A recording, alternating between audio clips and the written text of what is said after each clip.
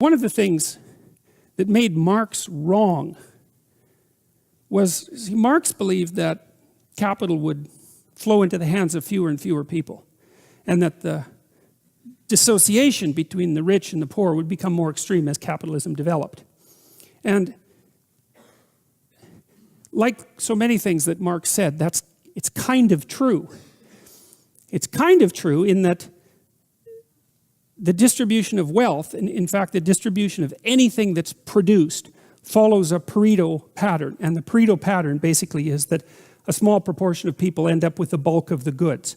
And it isn't just money. It's anything that people produce creatively ends up in that distribution. And that's actually, the economists call that the Matthew principle, and they take that from a statement in the New Testament. And the statement is, to those who have everything, more will be given, and from those who have nothing, everything will be taken. And it's a map of the manner in which the world manifests itself, where human creative production is involved, and the map seems to indicate that as you start to produce and you're successful, the probability that you will continue to be successful or accelerate increases as you're successful. And as you fail, the probability that you will fail starts to accelerate. So your progress through life looks like this, or like this, something like that.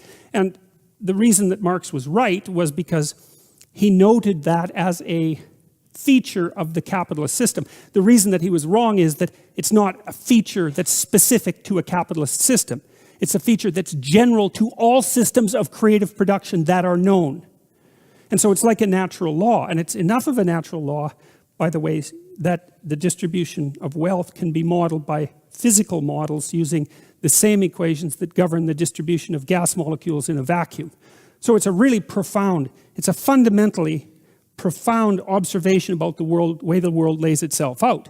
And it's problematic because if resources accrue unfairly to a small minority of people, and there's a natural law-like element to that that has to be dealt with from a social perspective, because if the inequality becomes too extreme, then the whole system will destabilize.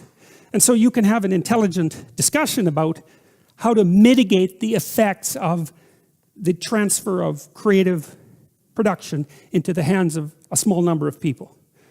Now, the other reason, however, having said that, the other reason that Marx was wrong, there's a number of them. One is that even though creative products end up in the hands of a small number of people, it's not the same people consistently across time. It's the same proportion of people. And that's not the same thing. You know, like, imagine that there's water going down a drain, and you say, well, look at the spiral. It's permanent. You think, well, the spiral's permanent, but the water molecules aren't. They're moving through it. And it's the same in some sense with the Pareto distribution, is that there's a 1%, and there's always a 1%, but it's not the same people. The stability of it differs from culture to culture, but there's a lot of movement in the upper 1%, a tremendous amount of movement. And one of the reasons for that movement is that things get large, and then they get too large, and then they collapse. And so, in 2008, when the politicians said, too big to fail, they got something truly backwards, as far as I can tell, and that was, it was a reverse, the statement was reversed. It should have been, so big it had to fail.